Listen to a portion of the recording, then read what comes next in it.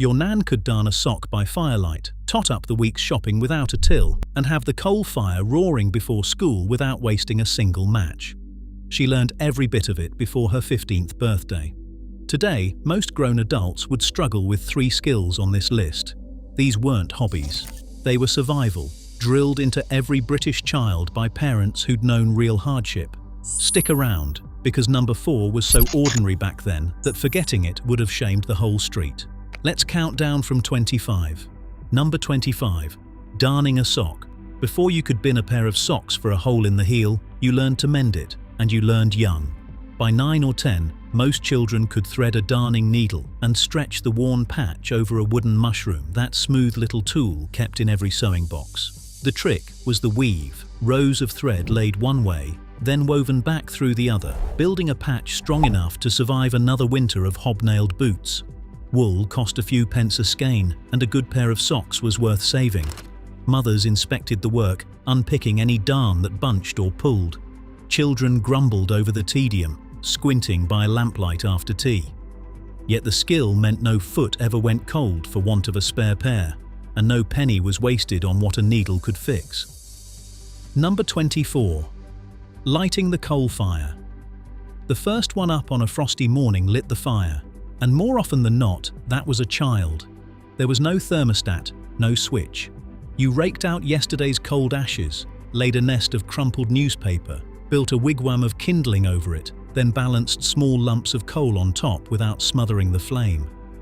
One match, struck on the box, held to the paper, and if you'd built it right, the whole thing caught and drew. Build it wrong and you'd waste half a box of Swanvestas and get a lungful of smoke for your trouble.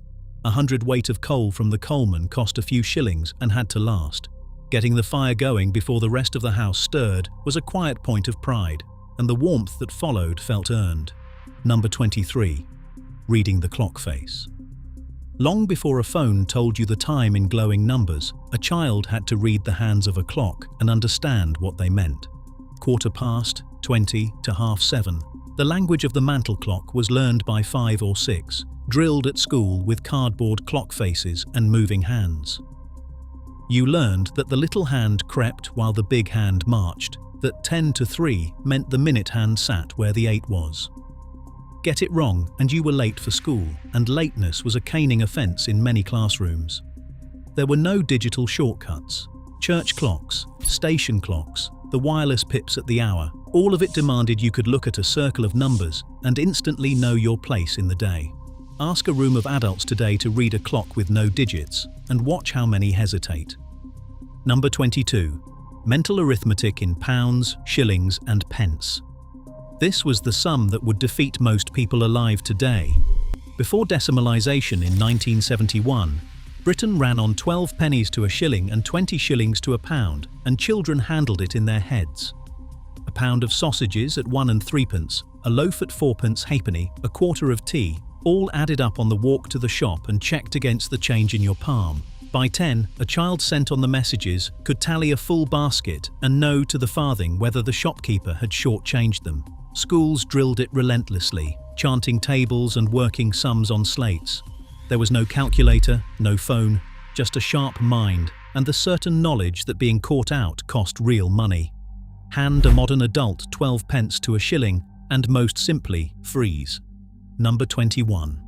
Joined up copperplate handwriting. Every child sat with a nib pen and an inkwell, forming letters that looped and joined in the flowing hand called copperplate. You learned the pressure of the downstroke, the fine hairline of the up, dipping the nib just so to avoid a blot that earned a rap across the knuckles. Blotting paper pressed each line before it smudged. By 12, a child could write a letter neat enough to send to a bank manager. The exercise books, filled with row upon row of the same letter until the shape became muscle memory, cost pennies, but the discipline lasted a lifetime. Handwriting was character, and a scruffy hand marked you out. Compare that to today, where a generation types with thumbs and a signature is often the only handwriting an adult produces all year, half forgotten and shaky at that.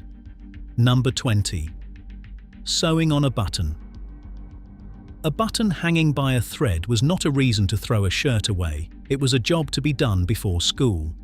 Children kept a button tin, that rattling treasure of odd fastenings, saved from every worn-out garment, and knew how to match one close enough. Thread the needle, knot the end, 4 neat crosses through the holes, then wind the thread beneath to make a shank so the button sat proud and slipped through its hole.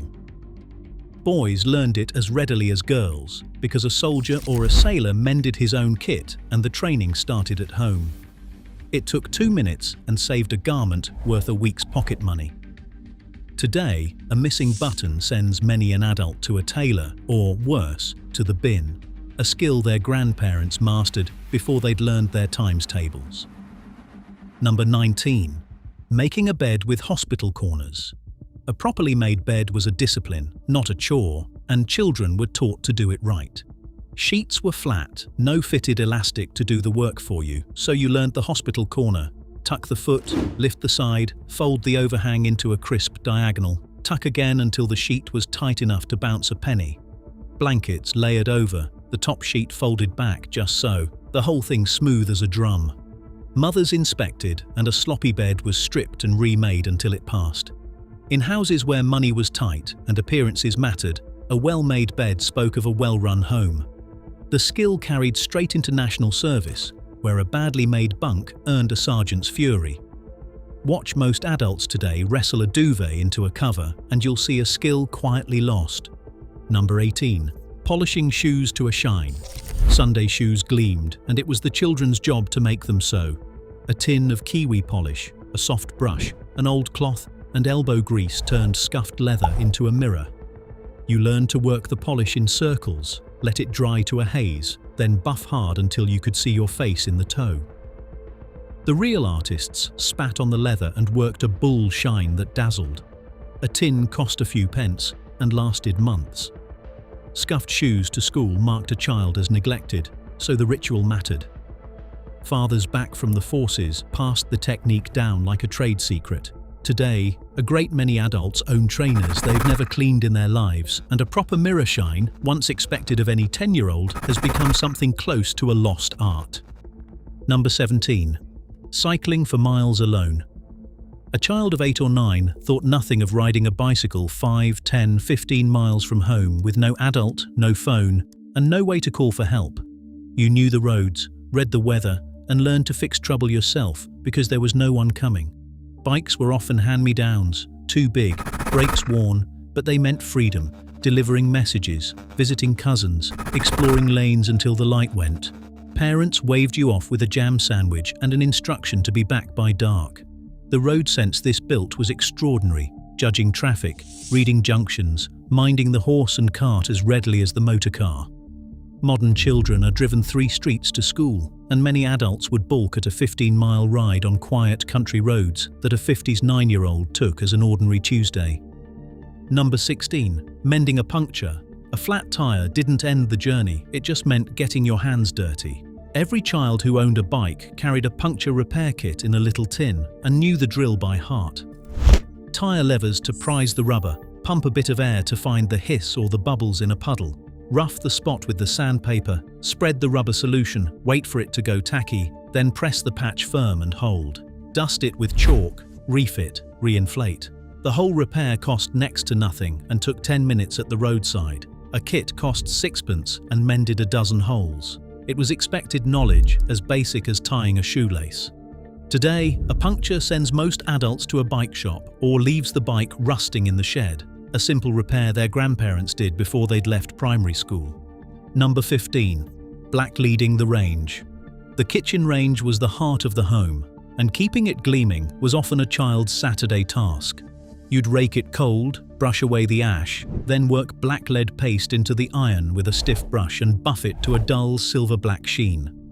The steel trim was scoured with emery until it flashed. It was filthy, knuckle-scraping work that turned your hands grey to the wrist, and it had to be done weekly or the range looked disgraceful. A tin of Zebo blacklead cost a few pence. The reward was a stove that glowed with pride when the neighbours called. It taught patience and the plain truth that a home was kept, not cleaned in a rush. The skill vanished the moment gas cookers arrived, and with it went a whole ritual of graft that no adult today would recognise. Number 14.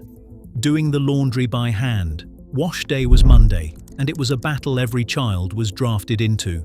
Water heated in the copper, whites boiled, everything scrubbed on a washboard with a bar of hard green soap. The dolly tub and the wooden dolly, that three-legged posser, worked up and down to churn the clothes. Then the mangle, two heavy rollers turned by a crank that squeezed the water out and could catch a careless finger. Children turned the handle, hauled the baskets, pegged the lines. It took the whole day and left arms aching. Soap cost a few pence, but the labour was endless. There was no dial to turn, no spin cycle, just muscle and method. A generation raised on the washing machine can scarcely believe the effort, and few adults today could get a shirt clean with nothing but a board, a bar of soap, and a tub of hot water. Number 13. Baking bread from scratch. A shop loaf cost money, so many homes baked their own, and children learned the whole craft.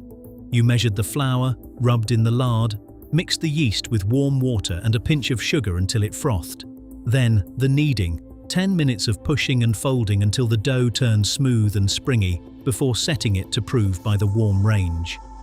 Knocking it back, shaping the loaves, the second rise, then into the hot oven until it sounded hollow when tapped.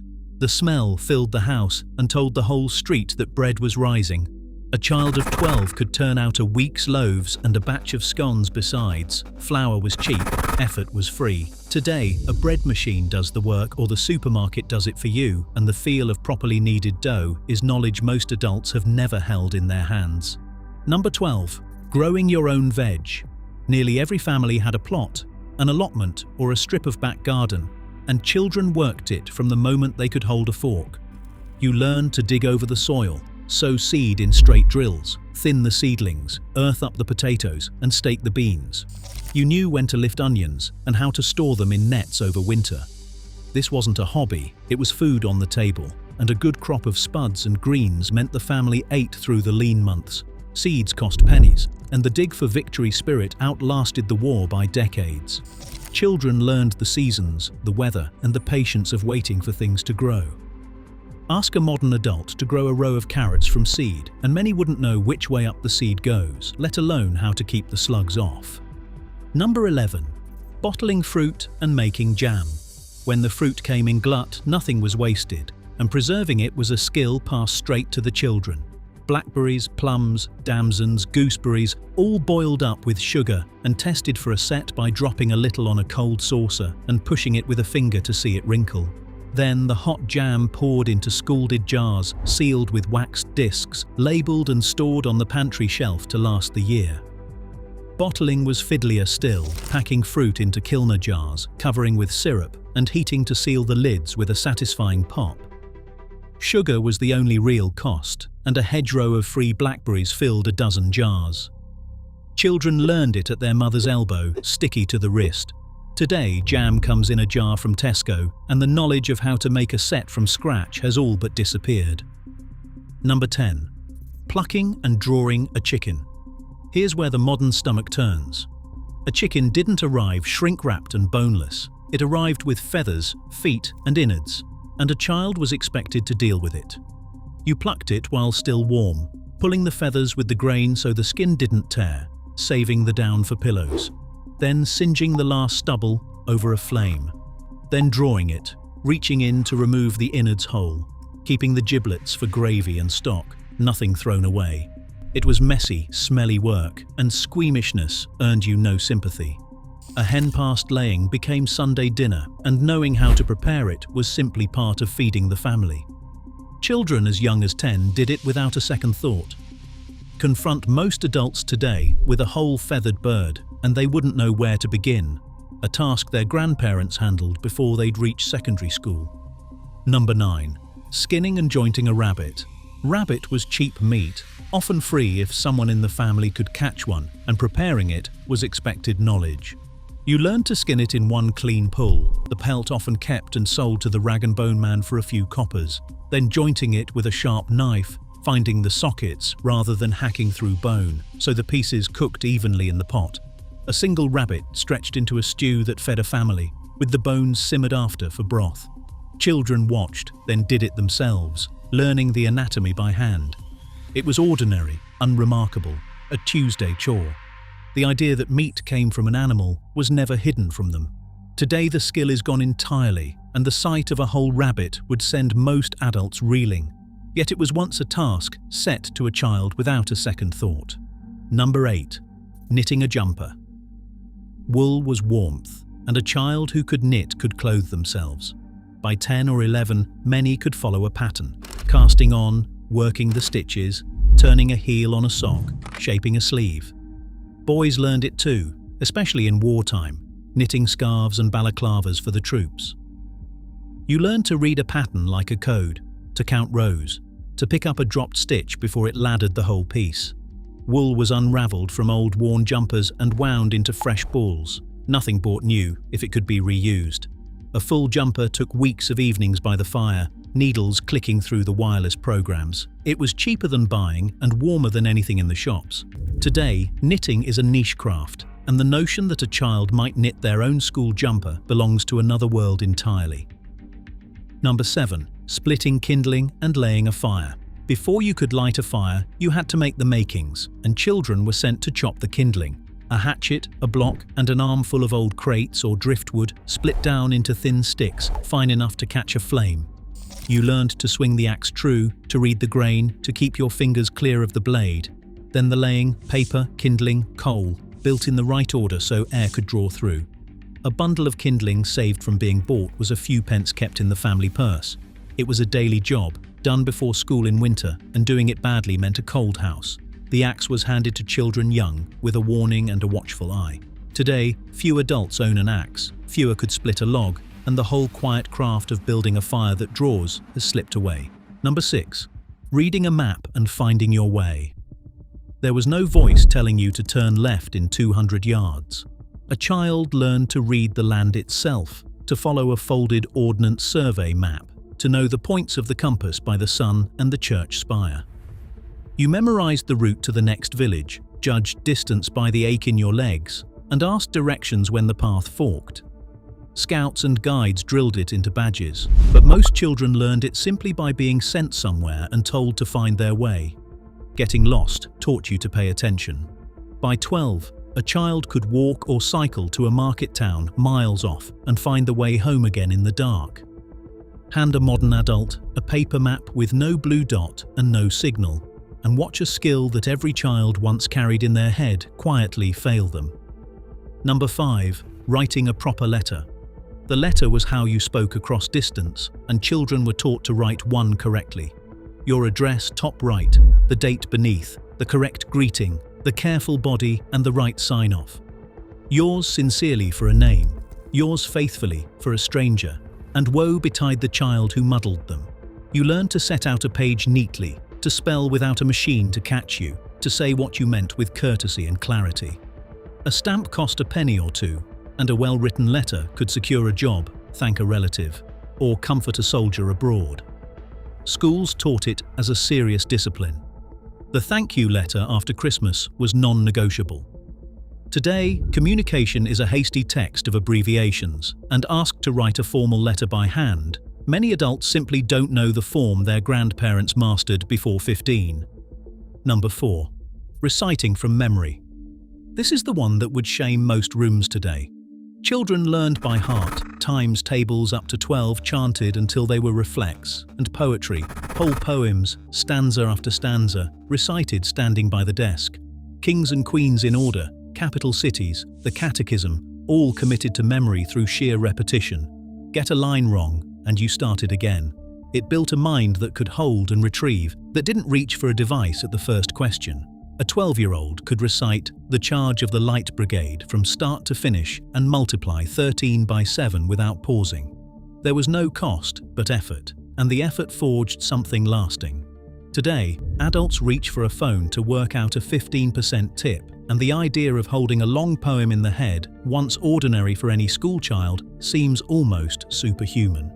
Number 3. Making do and mending. This was less a single skill than a way of life, and children absorbed it in their bones. A frayed collar was unpicked, turned and sewn back, so the worn edge sat hidden underneath, giving a shirt another year. Trousers were patched at the knee, elbows reinforced, hems let down as a child grew. Sheets worn thin in the middle were cut and sewn sides to middle so the good edges took the wear. Nothing was thrown away that could be saved, altered, or handed down. The Board of Trade even ran a make do and mend campaign in wartime, but for these families, it was simply how you lived. Children learned to see worth in what others discarded. In today's throwaway world, where a torn garment is binned without a thought, the patient art of mending has become almost radical, though every one of these children knew it by 12. Number 2. Foraging the hedgerows. Free food grew everywhere, and children knew exactly where to find it. Blackberrying in September, fingers stained purple, baskets filling for pies and jam. Knowing the good mushroom from the deadly, the sweet chestnut from the horse chestnut, where the hazelnuts ripened and when the elderberries hung heavy. You learned which crab apples made the best jelly and where the wild garlic grew thick in spring. This wasn't a quaint pastime. It put food on the table for free, and a child sent out with a basket was expected to come back full. The knowledge was handed down walking the lanes, mother to child, of what to pick and, crucially, what to leave. Today, most adults couldn't tell a wholesome mushroom from a poisonous one and wouldn't dare try, yet every one of these children could read a hedgerow like a larder. Number 1. Running the household. Above every other skill sat this one, the ability to run a home on almost nothing, and children were trained for it long before 15. A girl of 12 could be left to mind younger siblings, cook a full dinner, manage the ration book, and keep the house while her mother worked or was ill. Doing the messages meant taking the list and the purse, budgeting to the last farthing, and coming home with the shopping and the right change. You learned to plan meals around what was cheap and in season, to stretch a joint across 3 days, to keep the accounts in a little book so the money reached Friday. Nothing was wasted, everything was reckoned. This was the sum of all the other skills, the mending and the cooking and the sums and the thrift, woven into the daily running of a family. It was responsibility handed to a child as a matter of course, and it built adults who could weather anything. Today, many grown people leave home unable to budget a week's food or cook a meal from scratch, yet their grandparents ran whole households before they'd finished school. So, there you have it. 25 skills that were simply ordinary once, mastered by children before they turned 15 and lost by most adults today. Try one this week. Darn a sock, bake a loaf, read a map with the phone switched off. Then tell me in the comments which skill your nan had that never got a mention, because I think we've forgotten more than we'll ever know. Your grandparents knew. Now you know too.